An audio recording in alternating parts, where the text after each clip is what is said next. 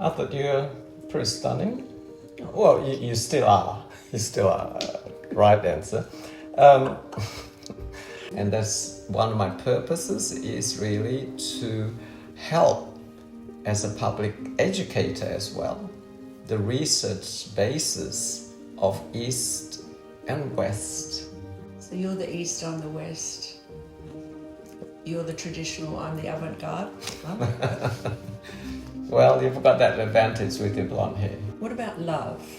What is your take on love for healing?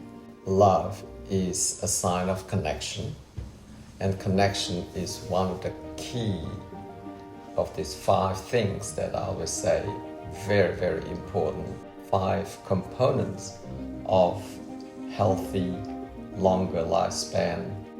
Can you show me the evidence? Wendy, we are the evidence. True. Good answer. Thank you.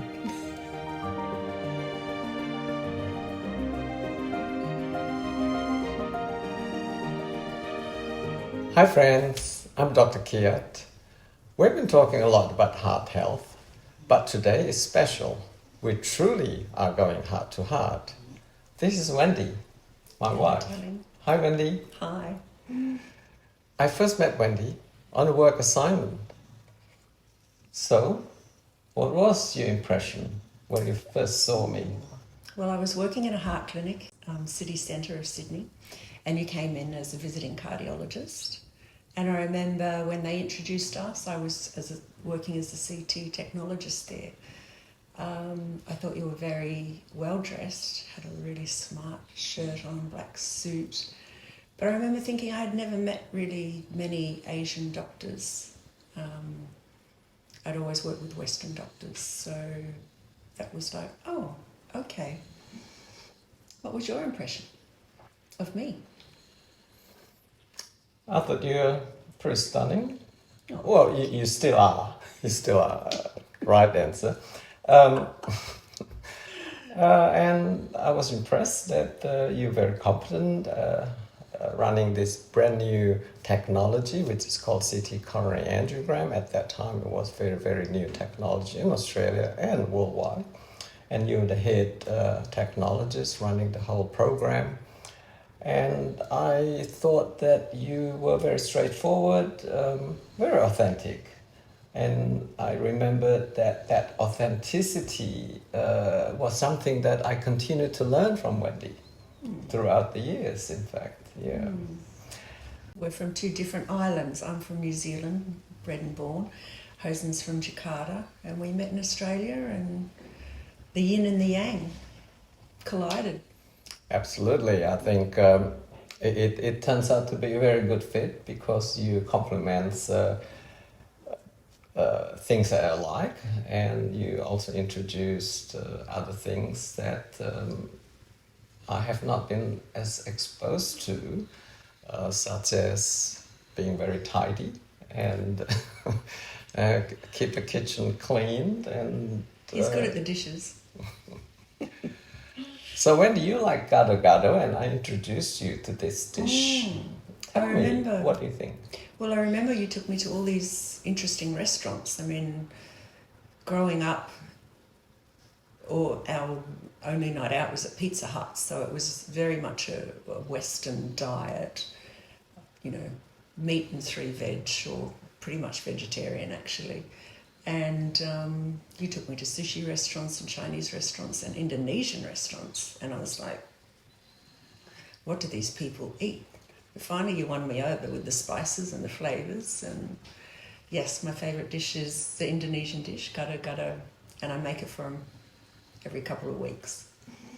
I know, Hosen, that being with you for so long, you've always had this fascination with bridging the East and the West. Not only in our personal lives, but throughout your medical career. Why has that been so important to you? Yeah, I guess it's natural. I spent the first 12 to 15 years of my life completely, almost entirely in an Eastern country, in Indonesia. I grew up with the Eastern culture, and I was always a curious little boy, and when I came here, I was exposed to then an entirely Western culture and went on to learn Western medicine. You couldn't even speak English at that time. No, not very much. How did you learn English? In school, and in fact, I struggled, so I ended up only doing absolutely science subjects other than the mandatory English. And in the final year of high school, I did also English literature as a subject, just so that I could learn more English. But otherwise, all my subjects were sciences, because in science, we don't have to speak English much. But the Western and Eastern is always a curiosity mix that becomes more and more apparent when I know a lot more about the more I learn about Western medicine, the more I know that it's not complete. For example, when you catch a bad cold, we gave you codeine, etc., and you were sick with them. You felt like you slept for days. And yes, it helped your coughing, for example, but the side effects of this so-called Western medication didn't really suit you. So eventually, I'm sure you remembered, I got this mixture, a Chinese medicine cough mixture called pipalu, which is really from a kumquat tree peel. And you stop coughing, for example. So there's a little example of that complementing side of East and West. Sure, when they had a bad infection, chest infection, sure, the antibiotics help. But the residual inflammation from that infection, the Western medicine medications at this point in time are not very good at suppressing that coughs related to the residual healing. And Eastern medicine is very good at this prevention, slow, but less side effects. And therefore, they really seem to complement each other. Yeah, that's why over the last 100 days or so, I've been very busy contributing to part of you not seeing me as much. drkiat.com, YouTube, etc., social media. It's really me trying to create this community, amalgamating knowledge from East and West, evidence-based, of course. And I know you always try to challenge me about evidence. And yeah, because it is also a connection, connecting people while learning together, really. And it has been very rewarding. And thank you for your understanding in me not being at home even more. I think he drives me crazy with this evidence-based everything. I can read something, I'll say, this is meant to be really good for you. And he's like, show me the evidence. I'm like, oh, okay. And I think that's what I heard from him over so long as his patients would come in. He'd come home so frustrated. He'd say, this patient's following this influencer, following all this advice that is so wrong. He said, I need to really set the record straight on what is good for your health, good for your life. So congratulations on that. Very proud of you. Thank you. And we have a very good team together. And it's really only through, again, connection, a good team together to make this happen. And it is truly, I'm trying to create this community that will appreciate that medicine doesn't matter where it comes from, as long as it is evidence-based and works, it's good for anyone. Just like the cough mixture. Where's the evidence? I can show you. Okay. I can show you, yeah. And I can even tell you, people can look up. This is the kumquat tree peel that has been made into this very, very long history-based Chinese cough mixture. Very good. Life can get very stressful, as you know. Sometimes I rarely see him week to week.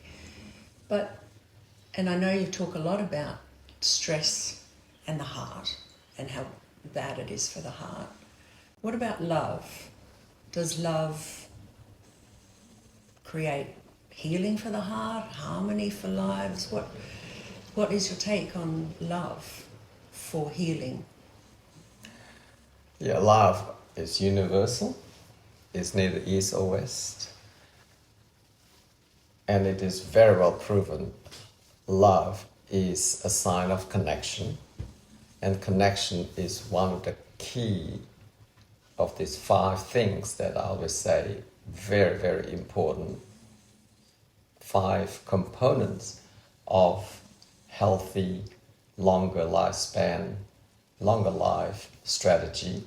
And love is connection. When you help that little old lady 2 doors away from us, you're not only connected with her, you gave her that love that she would feel that you are helping her. You visited her in the nursing home when she went there, and it is really like neither east nor west. It's just a feeling of being connected. And being connected is absolutely key, and I feel in modern Western society, this has become more and more challenging. Family has become more and more nuclear. Children, friends, they don't just come barging in through our door. And I feel that sometimes, yes, we are a little bit more isolated compared to when I was a little kid, when my grandfather's house was an open door. People just walk in and out, neighbors, friends, grandchildren, children. It's just like a marketplace. And yet that's one of the keys of living better and living longer. I feel that it is one of the reasons why when a spouse dies, then the other spouse probability of dying within years of his or her spouse dying becomes quite high, because he lost or she lost that love. Yeah. So connection not only just with community, with family, and with each other. It's really what is behind good health. Correct, yeah. Because love has to be felt. You cannot communicate love without the other person knowing. Whether it is a card, whether it is a phone call, it is a connection. And through that connection, they feel cared for. And to me, that's the most important aspect of love scientifically, is that feeling that you are cared for, you are connected. Yeah. We found that when we visited Sardinia, Aristos. That's what stood out to me when we were talking to the local people. It wasn't necessarily the food, the climate, the simplicity of life. It was that these really old people in their hundreds would sit outside every day and talk to each other. They'd cook together. They'd visit each other when they were sick. And they said it's about being in a community where we're connected, and it makes us want to live longer. Yeah. That's what stood out to me.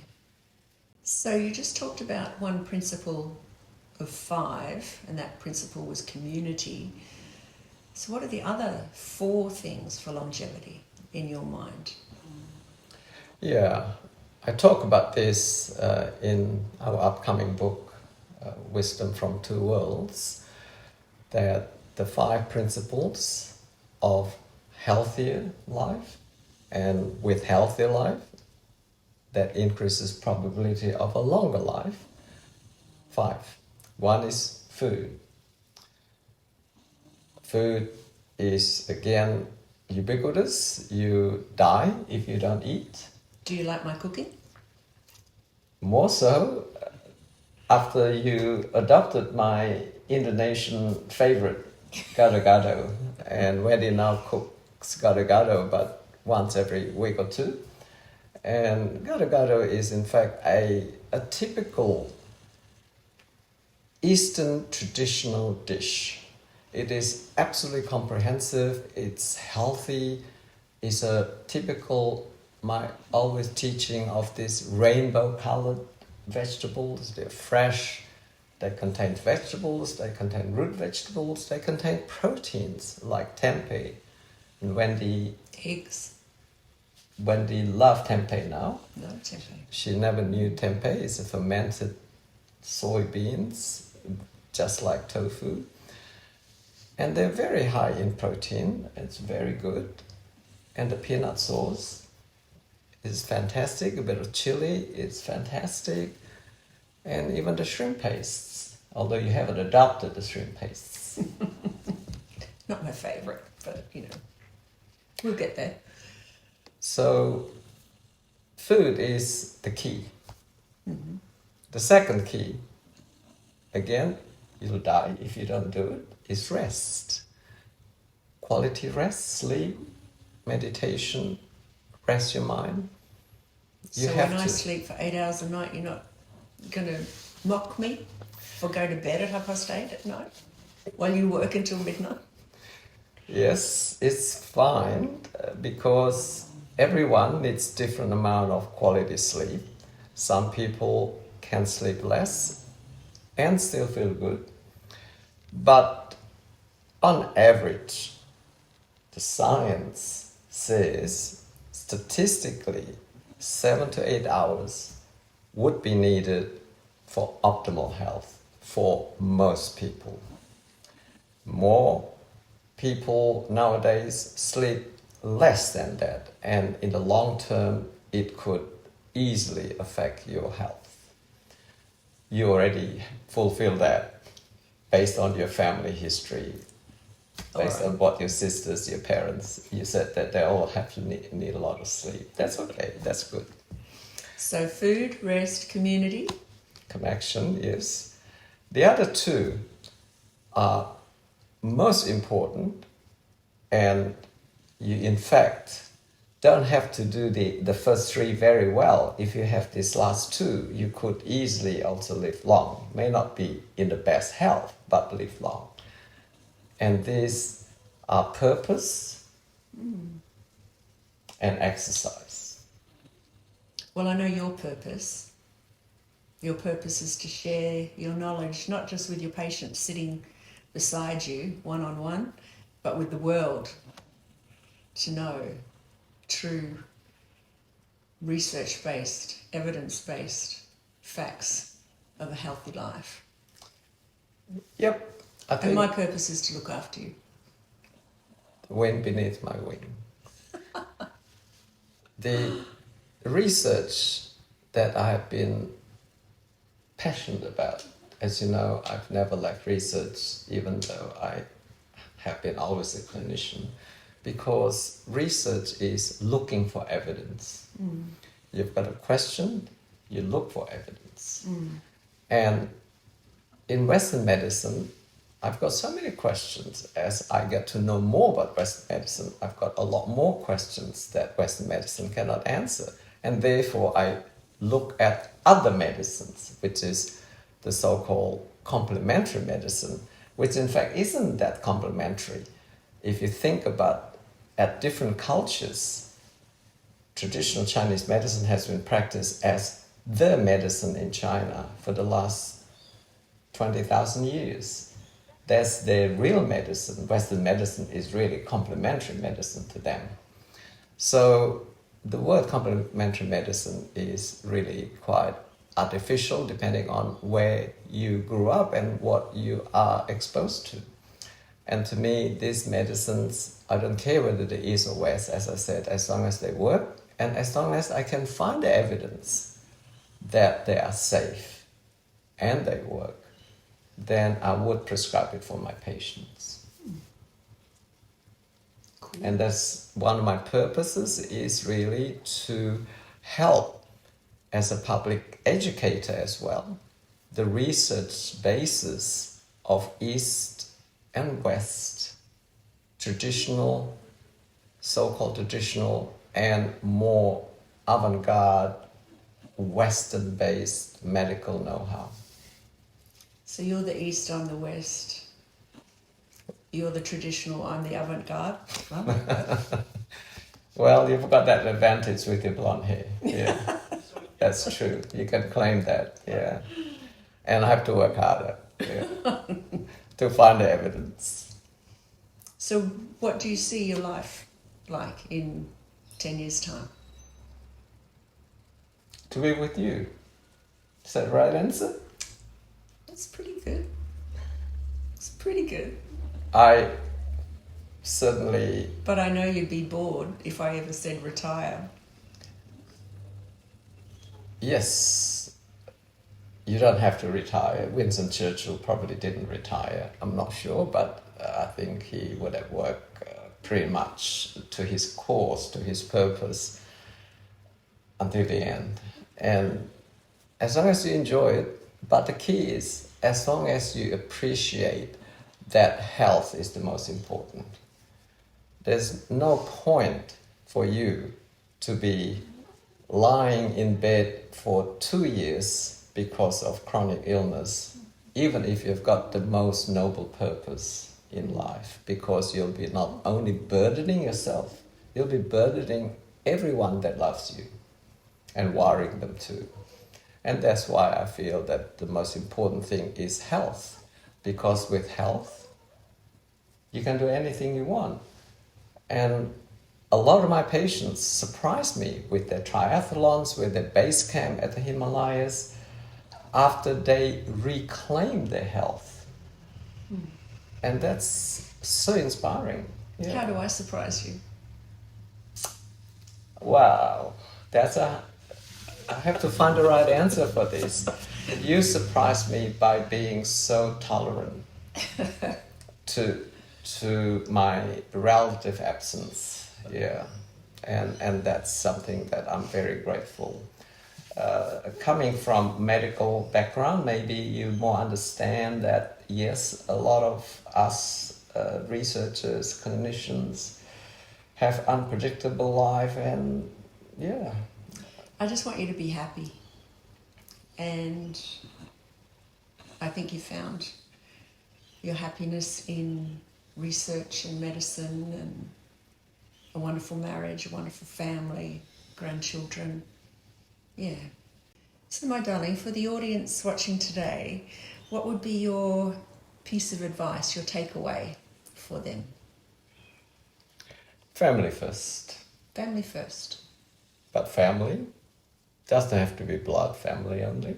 Family could be a group of great friends, great colleagues at work, and just great neighbors, and even our pet. These are all family, and family equals connection, and connection is a means to transfer one's love to another, and that is the anchor of a good life. Can you show me the evidence? I can show you the research papers. Yes, absolutely. Yes, there is solid evidence behind that. That at the end of the day, it is the connection. It is the connection that is the anchor of a good life. Yes. Can you show me the evidence? Wendy, we are the evidence.